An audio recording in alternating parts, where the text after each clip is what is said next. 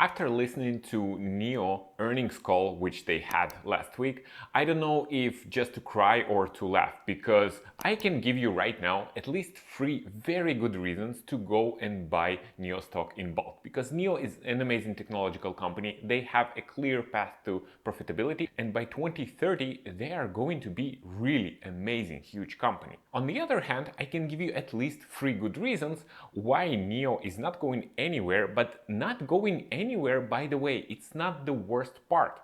The worst part is NIO can very possibly declare bankruptcy until the end of this year. And all this was discussed in their annual report and on earnings call. So none of this is kind of my ideas or my speculations. You can find all of this in the transcripts, and since I'm not NIO shareholder, I'm trying to be as neutral as possible here. By the way, guys, those of you who are shareholders of NIO, right now we're going to talk about the most interesting things from earnings call, and they're mind-blowing, of course. Then we will talk about the results a little bit. After that, we will talk about guidance. And the guidance we'll talk about will be for Q1. NIO is not providing guidance for the whole year. Those of you who are shareholders, you need to hear this, because Q1 is going to be bad for you. Really, really bad, and there are a couple of things moving there, so keep watching. Hello and welcome to the Market Monkeys channel. My name is Vadim, and let's jump immediately to the most interesting part, the announcement from earnings calls and from annual report. So one of the craziest things that were said on the earnings call was about cost cutting. So if you remember, NIO on this path to cut costs and to become a profitable company. When asked about that, CEO of NIO, William Lee, said that they have managed, pay attention, they have managed to cut BOM costs, BOM is bill of materials, like the materials they're buying, by 10% in Q4. Like, cutting costs on materials for your car is probably insanely hard. Like, the easiest path to cut costs is to cut on labor, on your shops, on advertising, marketing, like whatever. But to actually cut on materials, it's crazy. And he claimed that NIO managed to cut these costs by 10%. Think about razor thin margins in EV sector, and 10%, which is crazy, amazing, and I mean, good for NIO. One more thing which is kind of really bullish for NIO is this clear path to where are they going. So William Lee said that by 2030 the company needs to have gross margin of at least 20%, net profit margin of about 7-8%, and to deliver about 2 million vehicles a year. Right now we're at 2025, 2030 is about 5 years away. Last year, NIO delivery was about 220,000 vehicles. They want to get to, what, 2 million? So it's like 8-fold, 9-fold in 5 years. Let's wish them luck. Hopefully they will get there, but it sounds really ambitious. By the way, I went and checked. BYD, the biggest EV company right now in China, they have gross margin of 20%. Their net profit margin is not 7-8, it's 4.9%, I think, and they have managed to do that with the delivery of 4 million vehicles. So NIO tries to be more profitable and better than BYD. Again, let's wish them luck.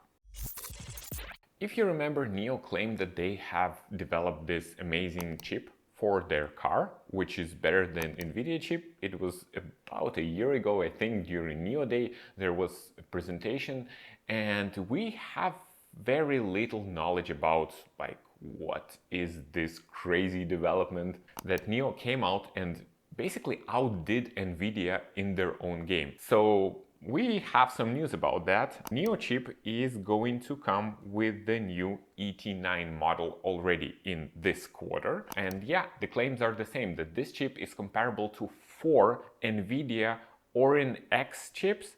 We don't know anything about it. We don't know who manufactures it. Is it TSMC? Is it Samsung? But I guess we will see this quarter like how well it performs. If this is true, again, this is what I was talking about. If this is true, did you hear about any other car company that did something like that, manufactured their own chips? Like, this is crazy and amazing. If you find this information valuable or interesting, press the like button, subscribe to our channel, and you can become a member of the Market Monkeys channel. Let's continue. William Lee said that Q4 profitability this year is still on the table, they're still aiming to achieve it, and they will achieve it only if on-the delivery will actually pick up and cost cuts will succeed as they are planning to succeed. On this note, let's refer to something which was written in the annual report, which if you are a NIO shareholder, listen to that. So it was written that for the first time in their existence, NIO's current liabilities exceeded NIO's current assets. What does this mean? So current assets is like cash and accounts receivable, and current liabilities is short-term debt and accounts payable. For those of you who don't really understand what does all of that means, basically for us, it means that our current assets is the cash that we have in the bank and some investments which we have in the stock market. It's things which we can sell really fast and get cash for. Our current liabilities is not the mortgage or the debt that we have in the bank. Our current liabilities is more like the credit card debt that you need to pay by the end of the month. So right now, NIO's current liabilities are bigger than their current assets. NIO management tried to address this issue by saying that that's okay, we have enough cash and we have, I'm quoting, enough available credit quotas. They will be sufficient to support our continuous operation in the ordinary course of business for the next 12 months. So in the last video, one of you asked me in the comments, and I thought it was kind of a weird question, is there a risk for NIO to declare bankruptcy in 2025? And I kind of thought about it for a second, like, no way, like, why would they? Yeah, so it's the talks about it, the considerations, if it even possible, are on the table. NIO is burning faster than they have right now. Again, current liabilities are bigger than current assets. This is not some kind of statistical predictions or something like that. Like, it's real, it's right now. Now, let's quickly go over what was in the annual report, just so you can understand like what's the situation right now. I'm going to go over this pretty fast, so you don't have to like delve into that. First of all, they have posted record revenue, which grew 15.2% year over year, 5% quarter over quarter. Is it good?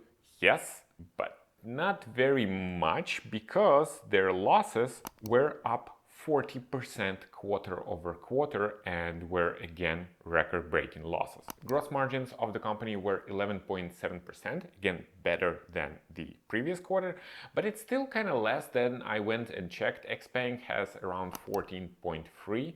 BYD, as I said, has about 20. So 11.7, not bad, but far from kind of the rest of the competition.